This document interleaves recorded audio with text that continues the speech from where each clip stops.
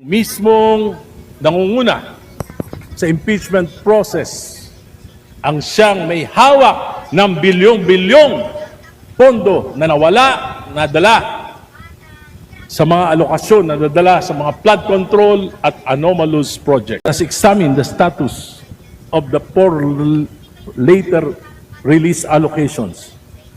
Let us see if this correlates with how members will be voting in the 20th Congress. Yung bumoto ba ng yes, maririlisan? Yung bang bumoto ng no, at yung mga abstain, maririlisan? Malalaman natin ang katotohanan sooner or later. Ang impeachment na ito ay maliwanag na disenyo ng Marcos administration.